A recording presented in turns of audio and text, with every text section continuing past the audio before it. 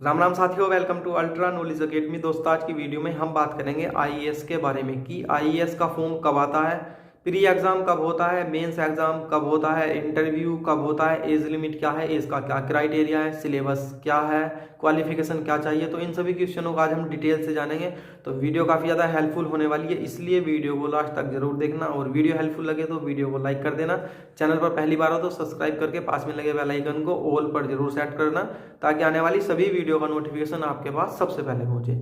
अब बात कर लेते हैं कि आईएएस का फॉर्म कब आता है। तो एक चीज़ मैं यहाँ पर क्लियर कर दूं, आईएएस के लिए कोई भी स्पेशल फॉर्म नहीं आता। आईएएस एक पद है जो कि यूपीएससी के द्वारा फिल किया जाता है, यूपीएससी के द्वारा भरा जाता है। ठीक है, यूपीएससी एक संस्था है, एक आयोग है, यानी यूनियन पब्लिक सर्विस कमीशन इसकी फुल फॉर्म होती है। और हिंदी में इसका अर्थ होता है संघ लोक सेवा आयोग। तो यूपीएससी के द्वारा आईएएस का पद भरा जाता है, आईपीएस का पद भी इसके द्वारा ही भरा जाता है।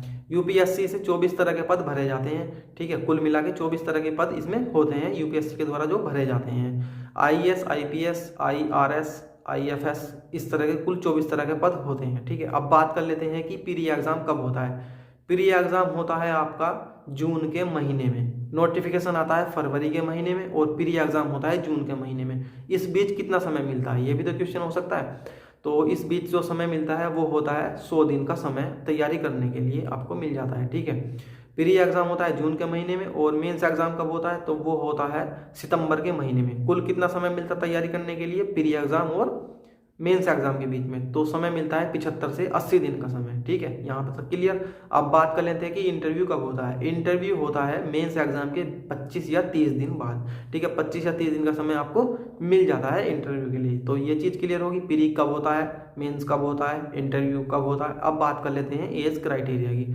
तो एज का ऐसे अलग अलग है, जनरल कास्ट के लिए, ओबीसी कास्ट के लिए, एससी और एसटी कास्ट के लिए, सभी के लिए अलग अलग क्राइटेरिया है। जैसे कि जनरल कास्ट के लिए 21 वर्ष से 32 वर्ष तक इस फॉर्म को भर सकते हैं। ठीक है, ओबीसी कास्ट वाले 21 वर्ष से 35 वर्ष तक इस फॉर्म को भर सकते हैं। ठीक है, 3 साल की यहाँ पर छूट दी गई है ओबीसी वालों को। एससी और एसटी कास्ट वाले 21 वर्ष से 37 वर्ष तक इस फॉर्म को भर सकते हैं। ठीक है, यहाँ पर उनको और एक्स्ट्रा छूट दी गई है। तो ये रही एज लिमिट की बात। अब बात कर लेते हैं अटेम्प्ट की।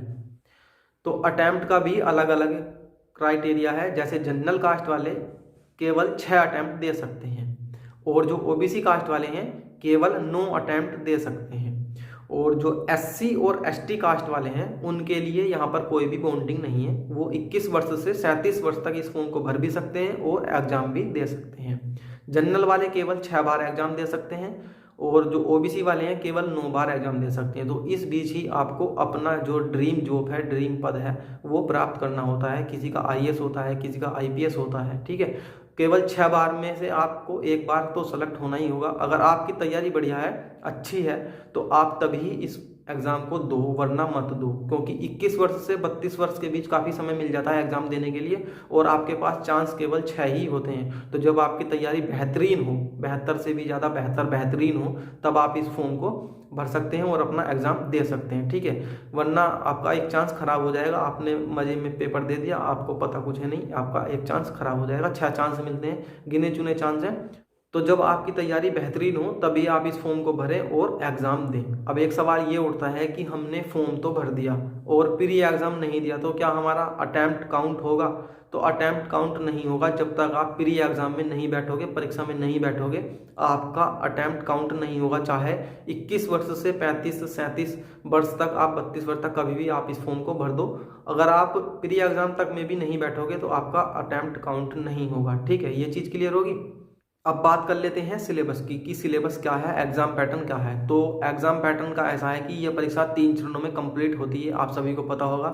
प्री एग्जाम, मेंस एग्जाम और इंटरव्यू। ठीक है, जैसा कि हमने शुरू में ही बताया था, ये अलग अलग होता है पेपर, प्री और मेंस और इंटरव्यू। ठीक है, तो प्री एग्जाम में केवल 2 पेपर होते हैं, एक पेपर जीएस का और एक सीसैट का। ठीक है, 2 पेपर हो गए। जो जीएस का पेपर होता है वो 100 क्वेश्चनों का होता है और 200 नंबरों का होता है। ठीक है, जो सीसैट का पेपर होता है वो 80 क्वेश्चनों का होता है और 200 नंबरों का होता है। ठीक है, जो जीएस का पेपर होता है प्री में, उसमें history, geography, polity science, economy, environment और करंट अफेयर्स आदि सभी सब्जेक्ट आते हैं। ठीक है, प्री एग्जाम में केवल पास होना होता है, प्री एग्जाम में मेरिट बनानी होती है आपको पास होने के लिए। ऐसा नहीं है कि प्री एग्जाम के नंबर आपके फाइनल मेरिट में या मेंस एग्जाम में ऐड होंगे, नहीं, प्री एग्जाम केवल पास होना होता है मेंस एग्जाम के लिए, ठीक है। अब बात कर लेते हैं मेंस एग्जाम की। तो मेंस एग्जाम में होते हैं आपके 9 पेपर, ठीक। 9 पेपर में 2 पेपर तो आपको क्वालिफाई करने होते हैं, उनके नंबर नहीं जुड़ते।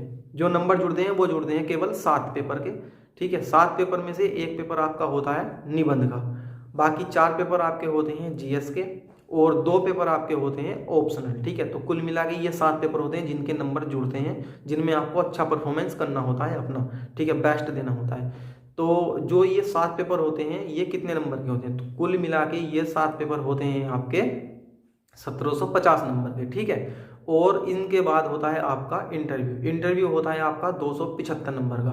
1750 नंबर और 275 नंबर आपके कुल मिला के 2025 नंबर में से मेरिट बनती है, ठीक है। 2025 नंबर में से मेरिट बनती है। जिसके जैसे अच्छे नंबर होते हैं उसको वैसा ही पद दे दिया जाता है, जिसके अच्छे नंबर होंगे उसको वैसा ही पद मिलेगा।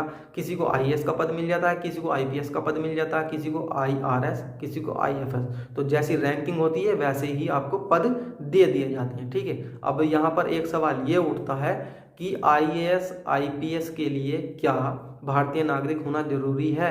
तो हाँ, आईएएस और आईपीएस केवल 2 तरह के पद के लिए, आईएएस और आईपीएस के लिए भारतीय नागरिक होना जरूरी है। बाकी के जो और अदर पद होते हैं उनके लिए आप माइग्रेट हो सकते हैं, जैसे कि नेपाल भूटान के माइग्रेट हो सकते हैं अदर पद के लिए। आईएएस और आईपीएस के लिए भारतीय नागरिक होना जरूरी है।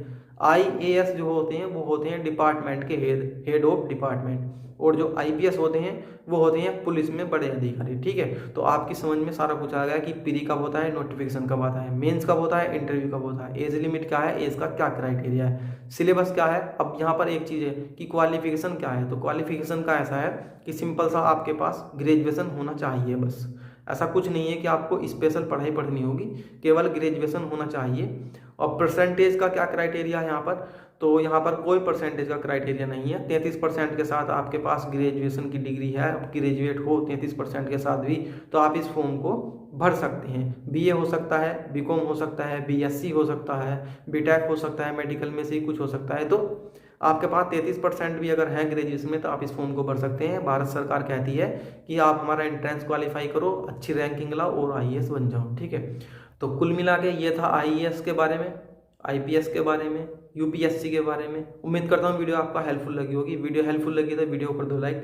चैनल पर पहली बार हो तो चैनल को सब्सक्राइब करके पास में लगे बेल आइकन को ऑल पर जरूर सेट कर देना, ताकि आने वाली सभी वीडियो का नोटिफिकेशन आपके पास सबसे पहले पहुंचे। मिलते हैं किसी और नेक्स्ट वीडियो में। Thank you.